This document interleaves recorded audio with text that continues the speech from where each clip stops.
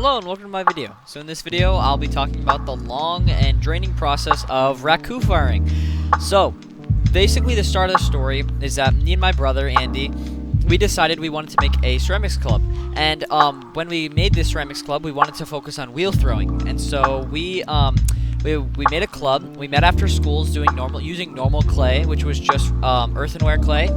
And then my ceramics teacher said that we actually got a budget for our ceramics club. And so we decided we wanted to buy Raku clay. And we also wanted to buy dye clay, like dyes to put inside the clay. And I made a separate video about that too.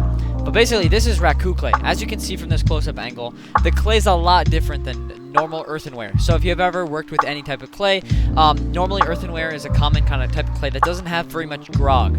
Grog is like the amount of rocks inside of the clay.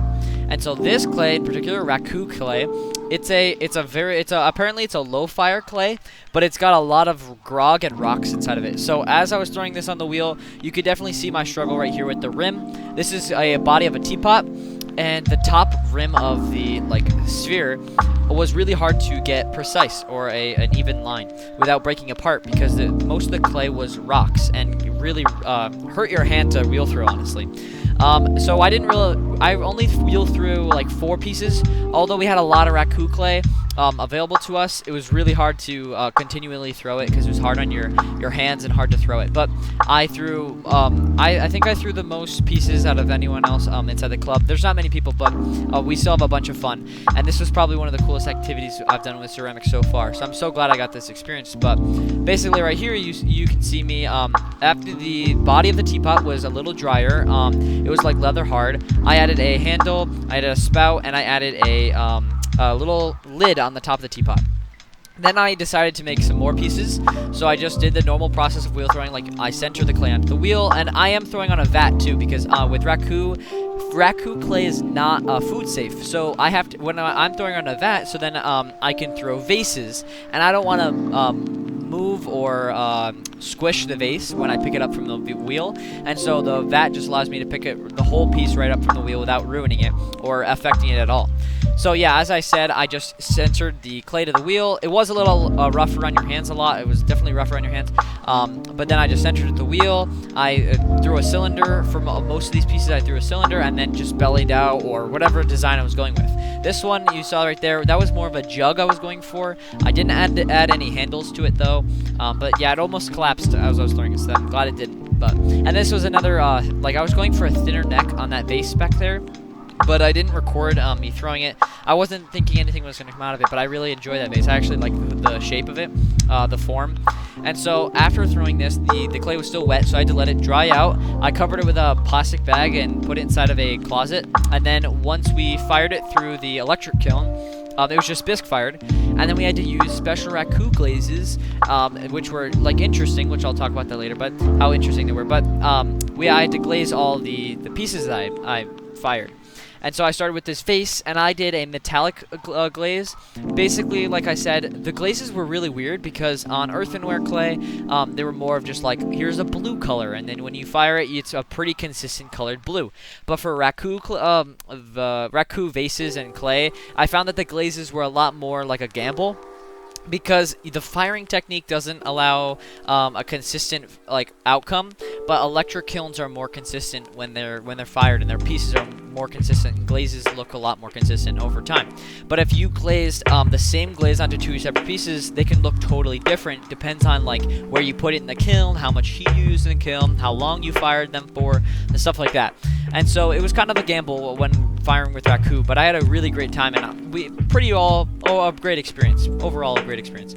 And so here on my teapot, I decided to go with a greenish blue turquoise glaze, and then on the rest, I went with an armadillo. This one was armadillo, which basically means that the glaze purposely crackled and purposely cracked as a design feature. And then I also went over with a second coat too. When these glazes came out of the kiln, I was hoping to get them the metallic finish. I wanted to look like metal, very shiny, and it did end up coming with that outcome. But as you'll see later, unfortunately, the first firing right here, this is how you fire the pieces. I put in my thin necked vase, and unfortunately, this firing was a little unsuccessful. So basically, what happened was this is obviously this kiln is not like an electric kiln, so it's powered by propane. And so when we plugged in the flame, or we started the flame up, it kept dying on us. And so I think there was a fancy term for this, like the thing that was broken on it specifically. But as you can see here, the flame was going underneath, and then the heat goes up into the kiln, or into the firing pot, or like the plate. And then this is us taking the pieces out of off the plate and putting it into a bucket of combustibles. So basically, Raku works like you heat up your piece, and then you put the piece into combustibles, and that lights the combustibles on fire and activates the glaze.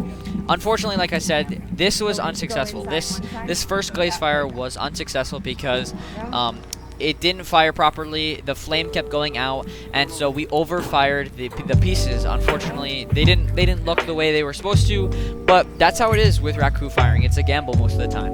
And so, as you can see here, I'm picking up the pieces with this long metal sticks because these pieces are very hot. They were hundreds of degrees, and it was hard for me and my fellow classmates. Like, that's my brother and one of my friends, Roy. And so we were taking our pieces, or I took the pieces, I put it into the bin, and then you can see Andy has shreds of paper, and there's Roy getting completely surrounded by flames. And that's because the pieces inside the bucket are lighting, or the combustibles inside the bucket are lighting on fire and activating the pieces. And so you'll see they're going to look a lot different when they come out of the combustibles. And this is the firing technique we used for Raku.